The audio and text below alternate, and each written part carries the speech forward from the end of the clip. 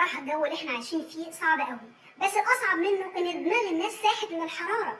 تفتح السوشيال ميديا من هنا تلاقي كل اتنين ماسكين في شعور بعض وقاعدين يتخانقوا مع بعض على إنهم سبب الحر اللي حاصل. تقريبا في حاجة مش مظبوطة حاصلة مع الناس.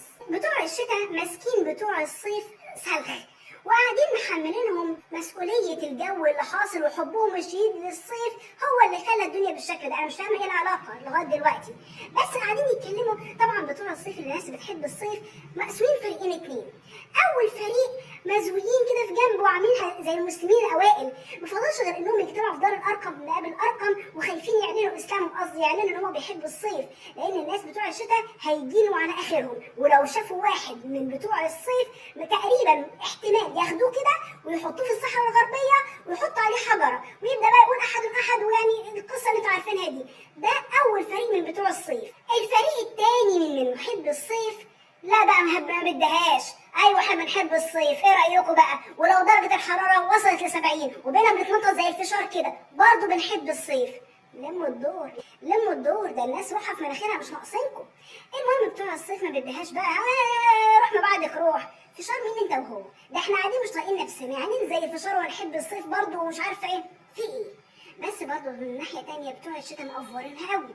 يعني ايه محملين الناس اللي بتحب الصيف مسؤوليه الجو؟ انا مش فاهمه. هل لو كل البشريه بتحب الشتاء الصيف مش هيجي مثلا؟ مش هينزل في المنيو؟ مش هيبقى فيه غير 3 فصول بس، ربيع وخريف وشتاء؟ مفيش حاجه اسمها صيف. الكلام غير منطقي، وعيب ان احنا ناس متعلمين نقول الكلام. لازم هم 4 فصول، مش عشان الناس بتحب الصيف. هو لو الشخص اللي بيحب الصيف هو اللي جاب الصيف، يعني شيء غير منطقي. طب يا سيدي هو لو بيحب الشتاء ومتيمين بالشتاء، الشتاء هو اللي هيجي بدل الصيف ومش هيجي صيف؟ مش قادرة افهم ايه العلاقة. بس الواضح ان تقريبا من الحرارة الشديدة والجو الغريب اللي احنا عايشين فيه ده الناس اعصابها فلتت، ناس مخنوقة. فيعملوا ايه؟ يتخانقوا مع الجو، يتخانقوا مع بتوع الارصاد. هم ما قدامهمش غير محب الصيف، يمسكوا في خناقهم ويطلعوا في عينيهم ويشدوا في شعورهم على النت. ما قدامهمش انا كده.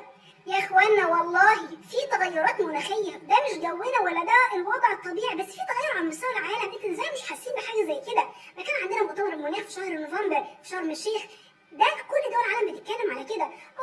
لو حصل انا خايفه منه.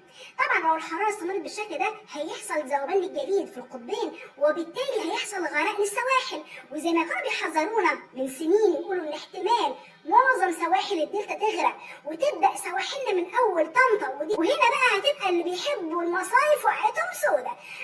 الناس اللي كانت بتحب البلبطه وعايزه تروح الساحل الشمالي وشرم وهنا ممكن الناس تسيب كل الدنيا وتمسك في دول في خناقهم. هما مالهم؟ دي تغيرات مناخيه، وكل الكون بيتكلم على كده ان في تغير مناخي. لا انتوا السبب يا بتوع المصايف. هي الحكايه وصلت لكده كمان؟ لا انتوا السبب. مش كنتوا بتحبوا البلبطه؟ اهو جات لكم من واسع، وسواحل الدلتا كمان غرقت. التفسير الوحيد ان الناس من الحر نفسيتها تعبانه جدا مخنوقه، بس ما يوصلش بينا الحال احنا نقعد نتخانق مع بعض على النت.